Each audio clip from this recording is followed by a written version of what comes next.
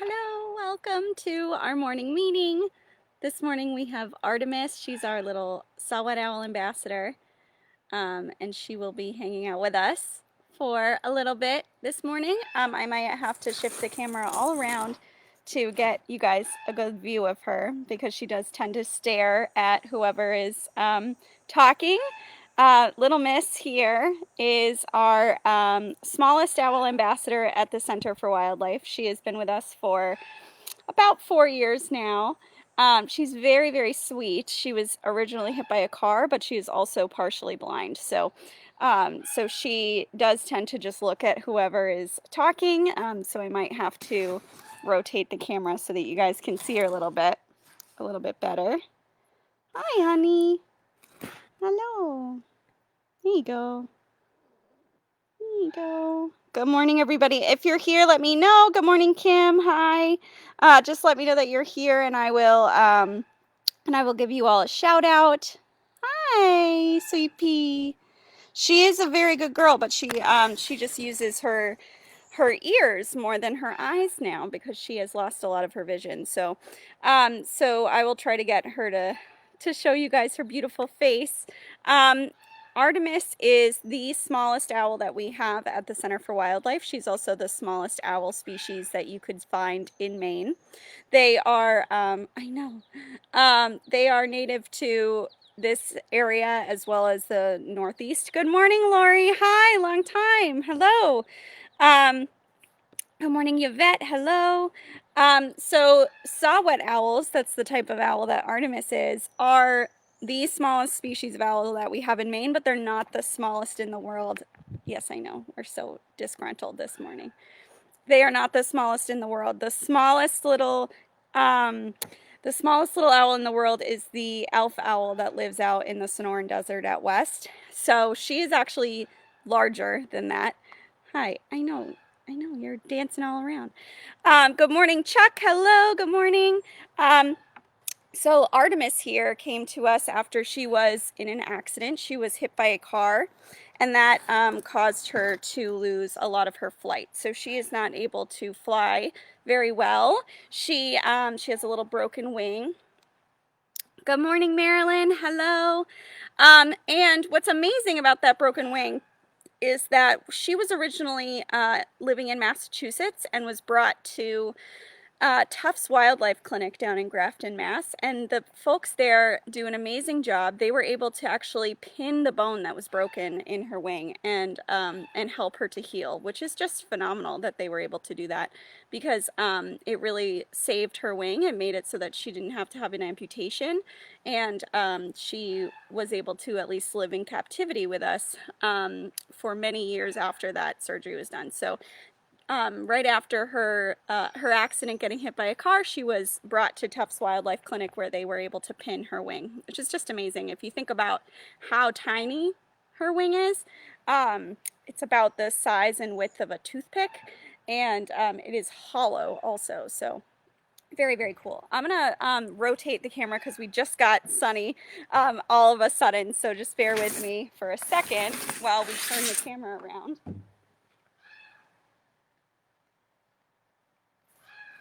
Okay.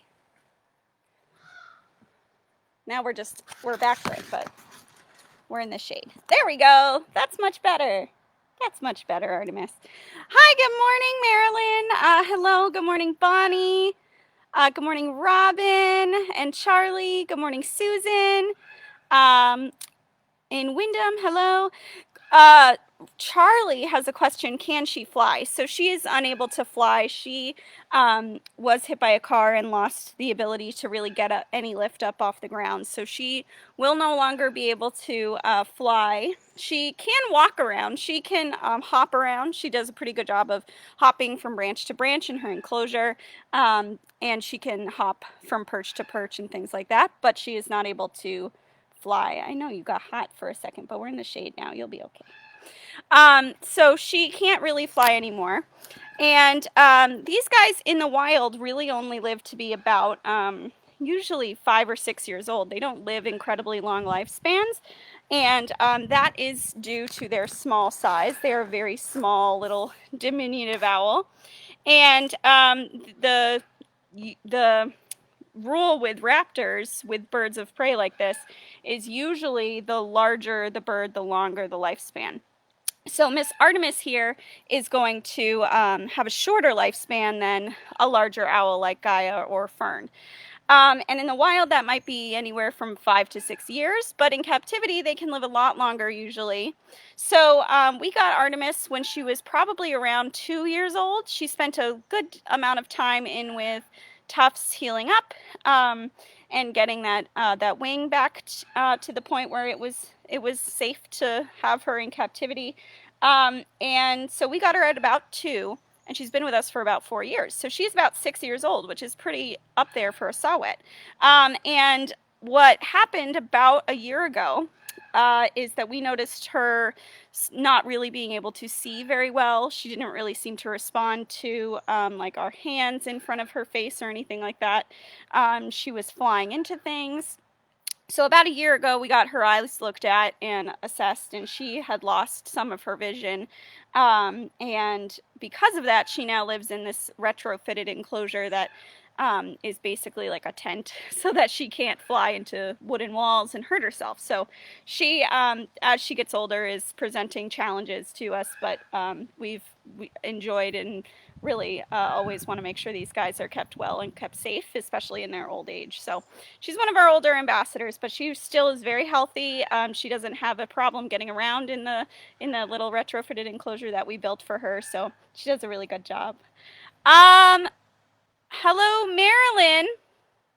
Yeah, Thomas, who's 4, knows that owls are nocturnal. That's really, really great. So nocturnal is a word that means that they are active or awake at night and resting or asleep during the day. And the reason that we have to clarify that it's resting or asleep is because many, many species of animals don't go into as deep of a sleep as humans do. We're really lucky that we get to sleep 8 hours a night, that we get to go into REM sleep. Most wild animals don't do that. It's a big problem if they are caught off guard during that time. So most wild animals, including owls, will more rest during the day. They're still keeping their wits about them. They're still making sure that they're listening for predators. They might even opportunistically hunt during the day. Our barred owls are famous for doing this.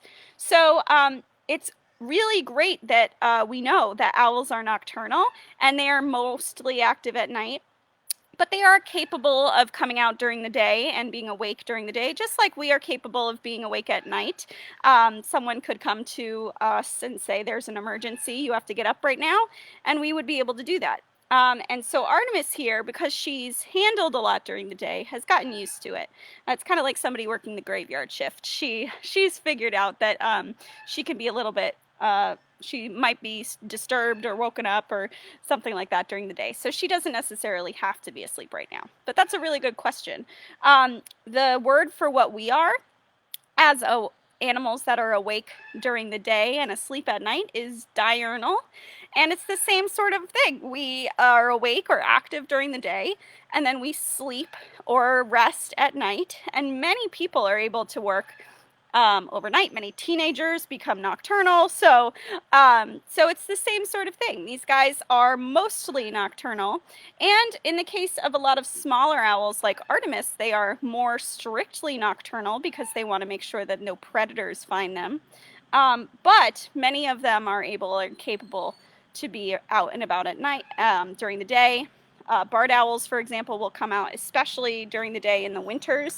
If it's been really too cold the night before for them to hunt, they will come out during the day. So it's a great question, a good thing to point out.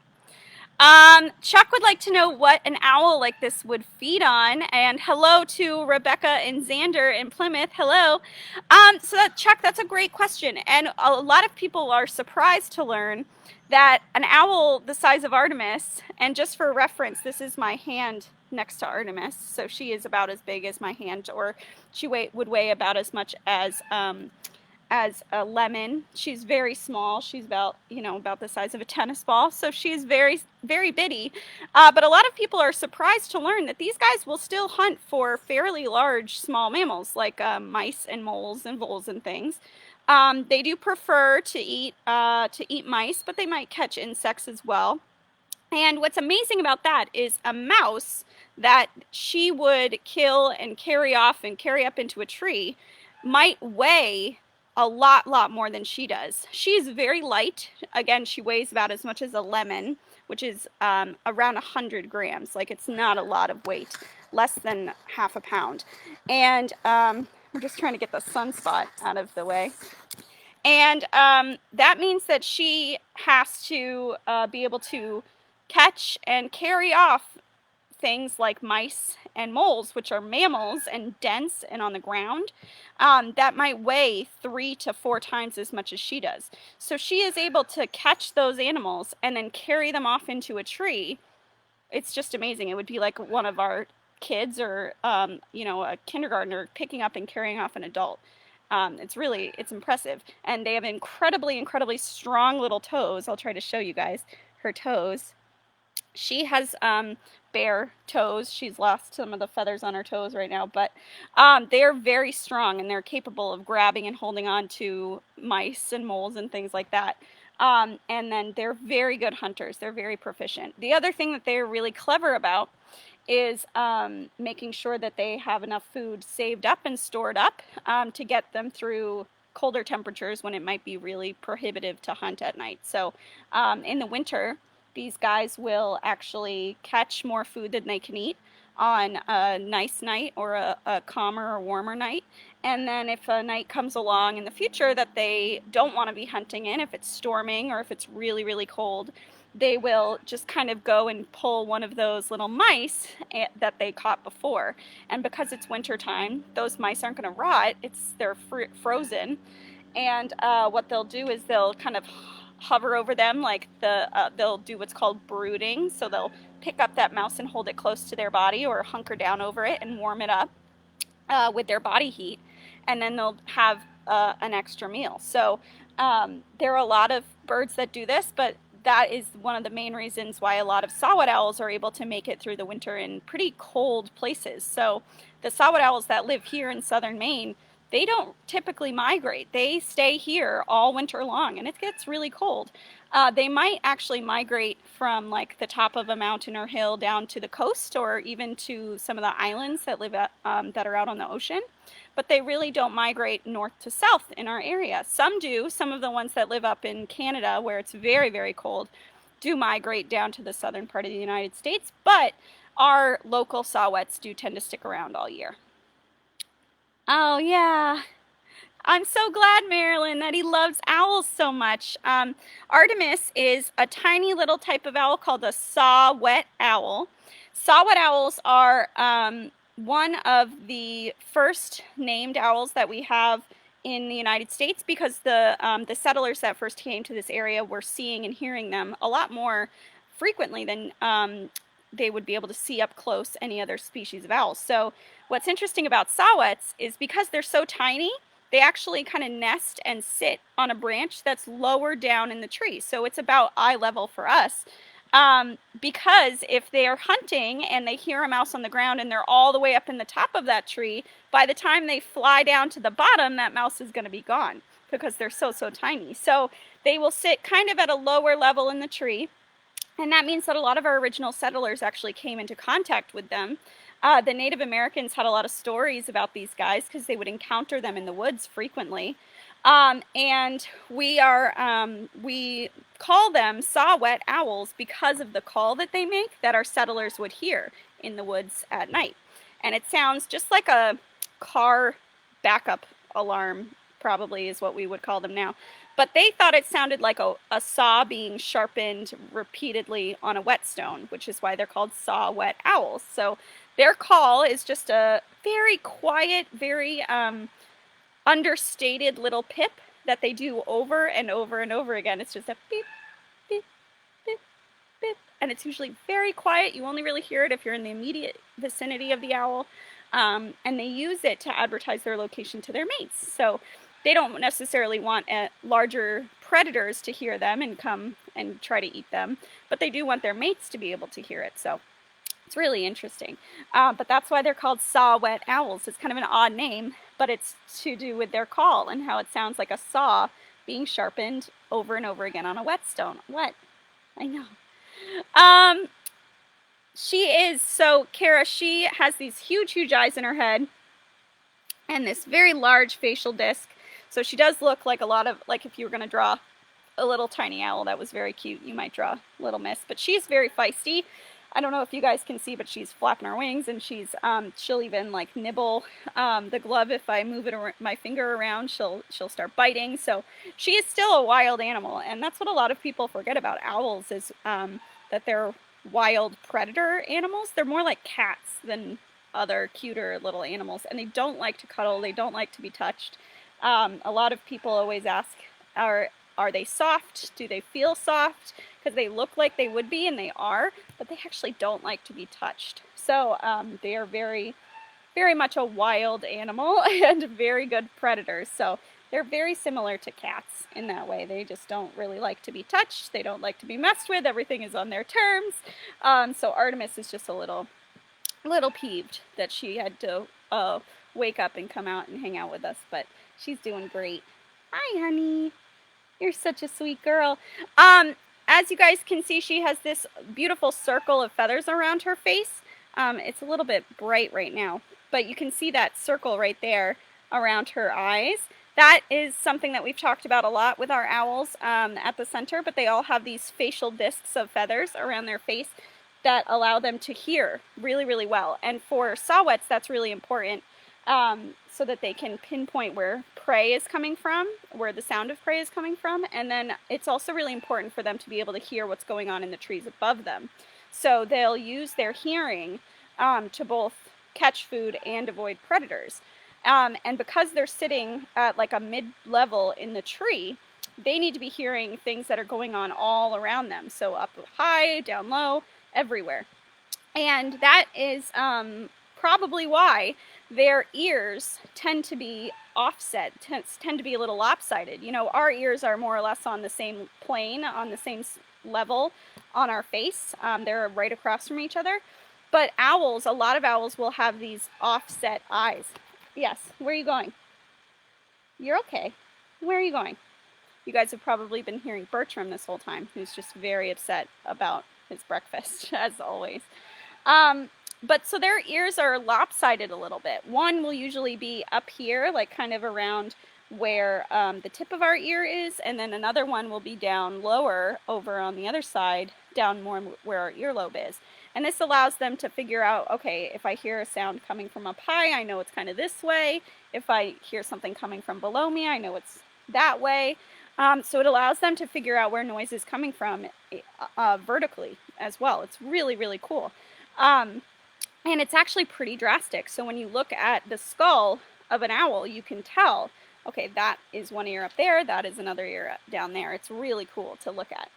And saw-whet owls have a really pronounced slant to their ears. Other owls have a slighter slant, but these guys have a really, really pronounced incline. So they're very, very cool. Hi! Hello!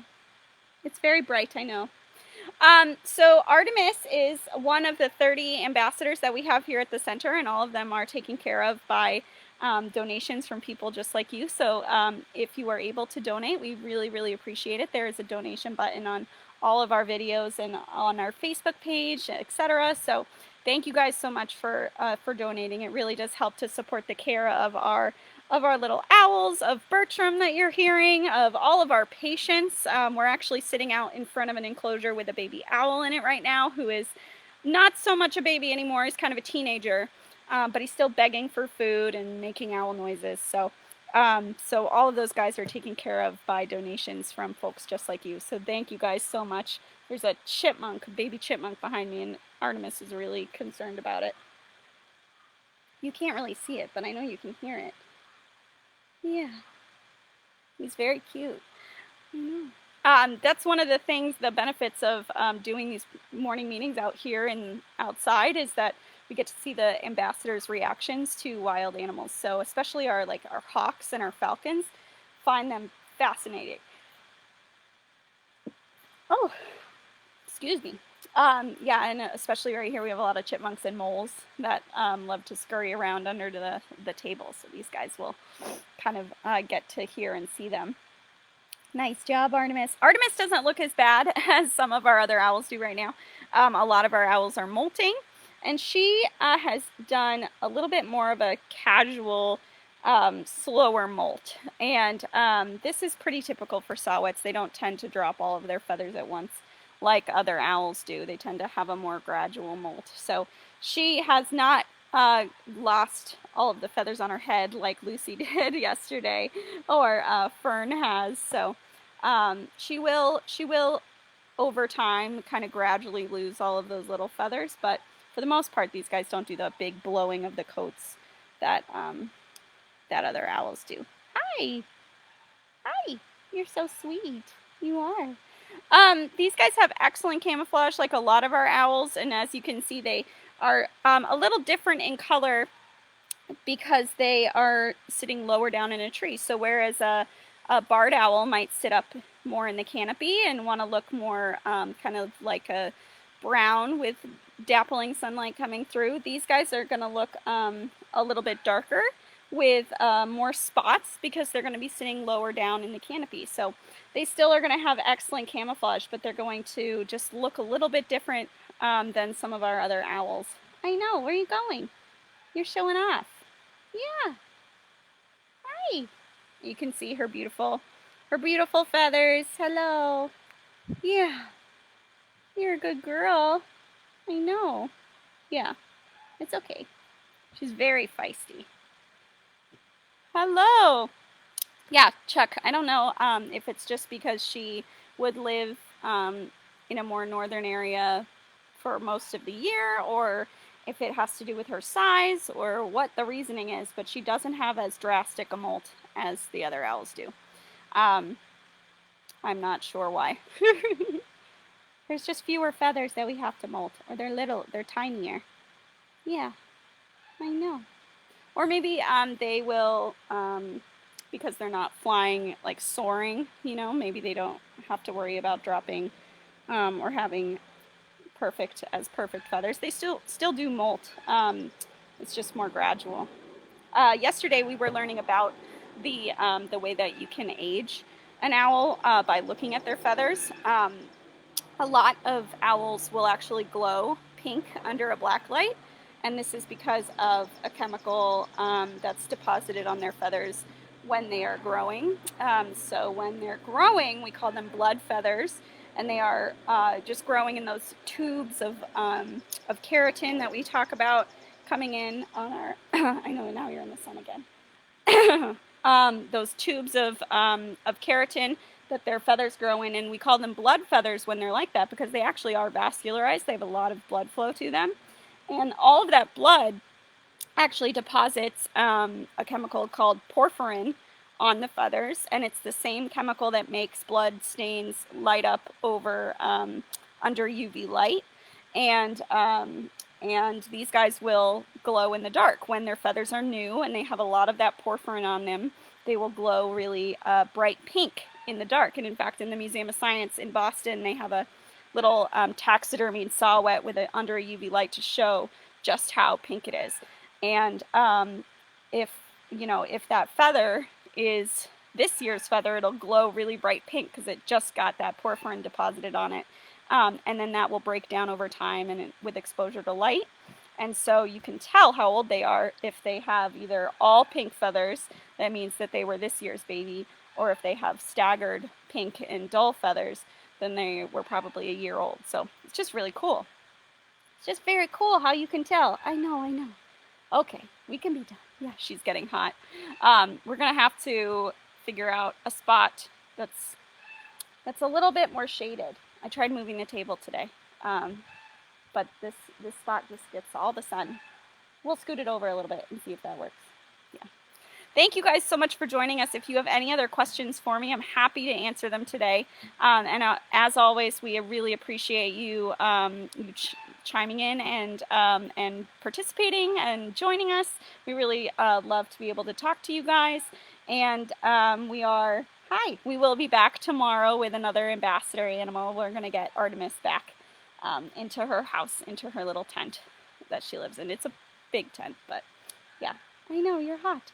But thank you guys so much, and we will see you again later. We'll see you again tomorrow. Kristen will be back tomorrow with Henry, so yay, we'll get to go on a walk with Henry tomorrow. Thank you guys so much. Have a great rest of your day, and we will see you later.